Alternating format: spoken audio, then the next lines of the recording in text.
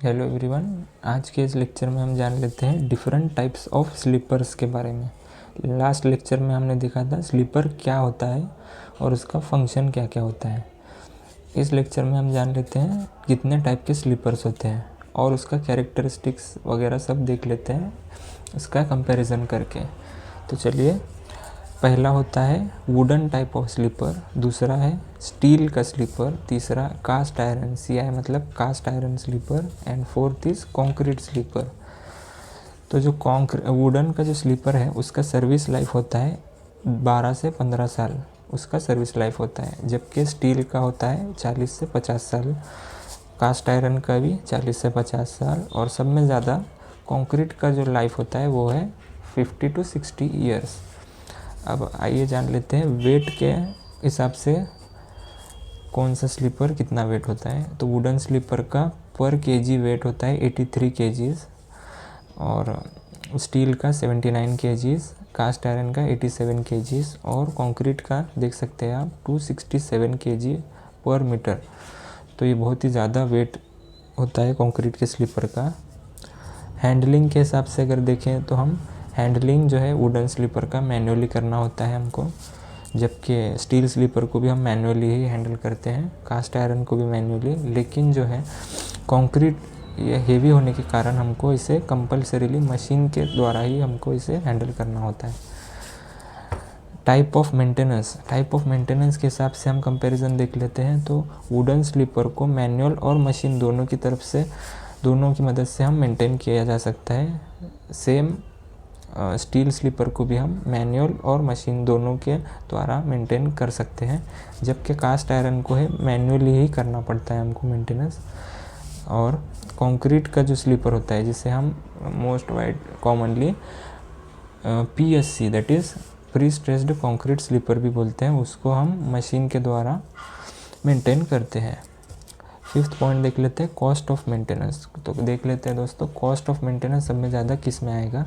तो wooden sleeper में cost of maintenance ये ज़्यादा आता है, हाई आता है। क्यों हाई आता है? क्योंकि इसमें एंटी टर्माइट ट्रीटमेंट करवाना पड़ता है। जो टर्माइट्स होते हैं वुडन को खोखला कर सकते हैं। स्टील के बारे में, स्टील में मीडियम टाइप का हमको मेंटेनेंस करवाना पड़ता है और कास्ट आयरन में भी सेम मीडियम, जबकि कंक्रीट में वेरी लो मेंटेनेंस की ज़रूरत होती है।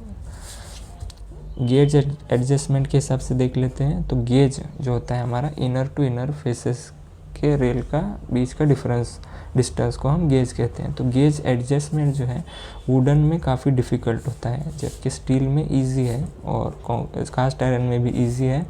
और कंक्रीट के जो स्लीपर में गेज एडजस्टमेंट पॉसिबल नहीं होता, क्योंकि वो ऑलरेडी एक रिजिड टाइप का स्लीपर होता है।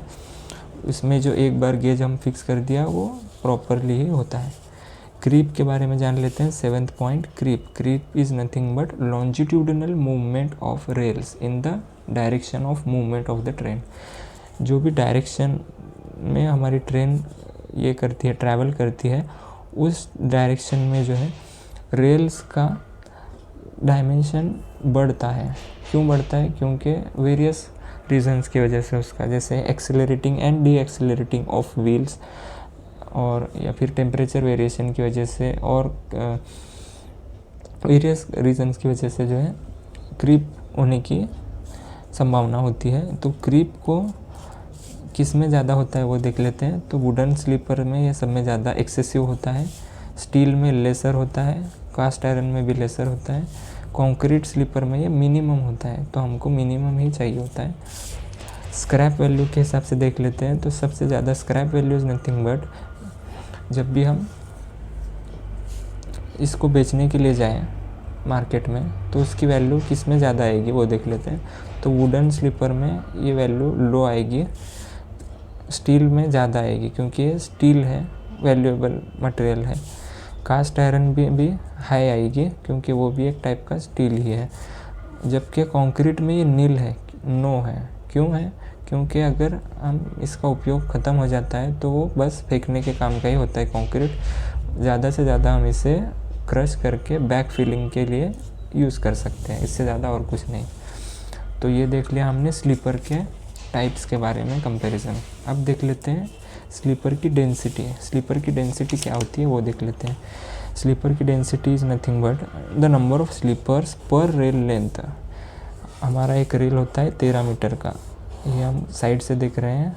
जो हमारा रेल होता है वो 13 मीटर लेंथ का होता है। तो 13 मीटर लेंथ के रेल में कितने नंबर ऑफ स्लीपर्स बैठेंगे उसी को हम कहते हैं स्लीपर डेंसिटी। आसान भाषा में इसका मतलब यही होता है। m प्लस एक्स से या फिर n प्लस एक्स से इसको डिनोट करते हैं, where m is the length of the sleeper, length of the rail, and x is nothing but the constant value. Okay, for example अगर m प्लस 7 हमको दिया गया हो ब्रॉड गेज के लिए, तो हम क्या करेंगे, simply m is nothing but हमको पता है लेंथ ऑफ रेल कितना होता है, 13 मीटर का एक लेंथ होता है। तो 13 प्लस 7 जो वैल्यू दिया हुआ है क्वेश्चन में, तो 13 प्लस 7 20। तो 20 number of sleeper will be used per rail length. तो इस प्रकार से न्यूमेरिकल एग्ज़ाम में आता है। Thank you.